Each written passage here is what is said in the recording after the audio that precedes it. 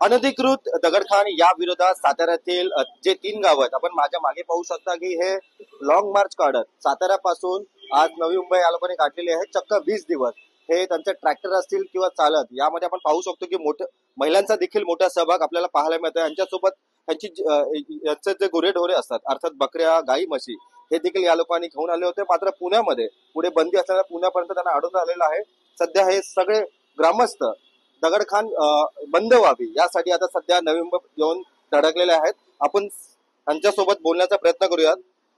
नक्की आपण कशासाठी आलात? गेले 2-2.5 वर्ष झालं आमच्या 3 गावांच्या बाउंड्रीवरती जी स्टोन क्रेशरची खाण चालू झालेली आहे ती पूर्णपणे अवैध आहे। अनेक पुरावे त्यांनी चुकीचे जोडलेले आहेत। चुकीचे तिथं अहवाल तयार करून प्रशासनाची दिशाभूल करत संबंधित कलेक्टरला पेपर पुरवले गेले आणि ती खाण चालू केलेले। वास्तविक पाहता खाण चालू होण्यासाठी त्यांना रस्ता मोठा लागतो, तो मला वाटतं 15 मीटरचा असावा लागतो, 12 मीटरचा, पण त्या खाणीला 22 साली परवानगी दिलेली आहे आणि रस्त्याचा अधिग्रहण आता 24 साली झालेलं आहे। म्हणजे खाण परवाना अगोदर दिला गेला आणि रस्ता नसताना दिला गेला, हे त्याच्यातून सिद्ध होते।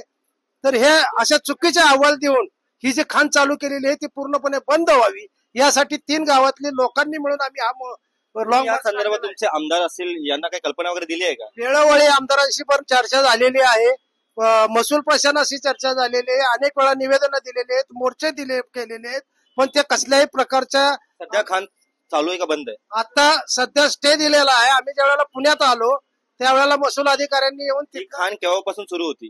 गेल्या 2.5 वर्षापासून ती चालूच आहे। तुम्ही 2.5 वर्षापासून पाठपुरावा करताय का? पाठपुरावा करतोय आम्ही गेल्या 2.5 वर्ष। पाहू शकतो की गेल्या 2.5 वर्षापासून हे पाठपुरावा करत आहे आणि आपण पाहू शकतो की महिला पूर्ण घरदार सोडून या ठिकाणी आलेल्या आहेत। आपल्यासोबत काही महिला देखील आहेत। ताई, एकंदरीत आजचा 20वा दिवस चालत चालत आज नवी मुंबई गाठलेली आहे, काय सांगाल?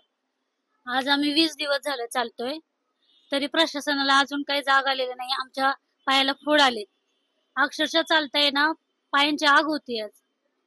तरी हा कसला सरकार?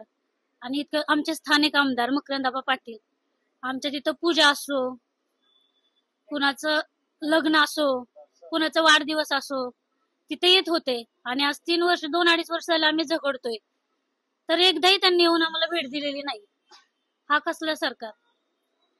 खरं तर आपण गेल्या 20 दिवसांपासून चालत आलेला आहे। घरी लहान मुलं देखील असतील, ठीक आहे, शेती वगैरे असेल, मग त्यांची आता अवस्था सध्या काय? खूप धूळ आहे तिथं आणि आमच्या पिण्याच्या पाण्याची टाकी तिथेच आहे। आमची गुरंढोरं वगैरे तिथंच चरतात आणि काही बकरी वगैरे त्यांना तर शॉक लागून ती मेलेली आहेत, तरी सुद्धा त्यांची दखल घेतली गेली नाही अजून आतापर्यंत। आपल्या गावातला एक अंदाज असं आपण जसे बोलले की शेळ्या आपले किंवा गाई, म्हैस हे देखील शॉक लागून म्हणजे मृत्युमुखी पावलेले आहेत। असे या 3 गावाचे लोक तुम्ही तिथे आलेले आहेत, किती असं नुकसान झालं असेल अंदाजे? अंदाजे तरी आता सांगू शकत नाही, इतकं भरपूर नुकसान झालंय आमचं तिथलं। आपण पाहू शकतो की भरपूर नुकसान झालेलं आहे। आपल्यासोबत काही अजून महिला देखील आहेत, आपण त्यांच्याशी बोलण्याचा प्रयत्न करूयात। आपण देखील आलेला आहात, काय वाटतं, सरकार दखल घेईल आपली? सरकारने दखल घ्यावी यासाठी तर आम्ही इथपर्यंत आलेलो आहोत। खरं तर आपण लॉंग मार्च काढत आलेला आहात, आपले ट्रॅक्टर असतील, आपले पती, मुलं सगळे या लॉंग मार्च मध्ये सहभागी झालेले आहेत, कसं बघता? आम्हाला खूप त्रास होत आहे, त्या लॉंग मार्च मध्ये पण खूप त्रास झालेला आहे आणि तिथेही खाणीचा भरपूर त्रास आहे, यासाठी तर आम्ही लॉंग मार्च काढलेला आहे। आपल्याला वाटत नाही का आपण ज्या आमदारांना निवडून दिलेलं आहे किंवा ज्या मंत्र्यांना निवडून दिलेलं आहे किंवा सरकारला निवडून ते दखल घ्यावी या आशेनेच आम्ही इथपर्यंत आलेलो आहोत।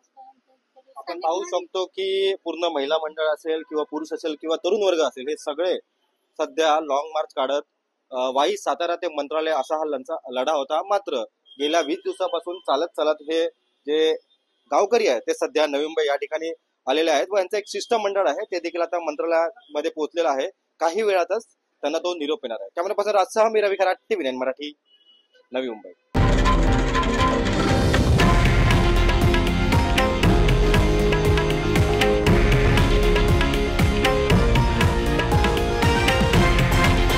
हे आहे देशातील नंबर 1 न्यूज नेटवर्क आणि आपण पाहत आहात TV9 मराठी, एकमेव।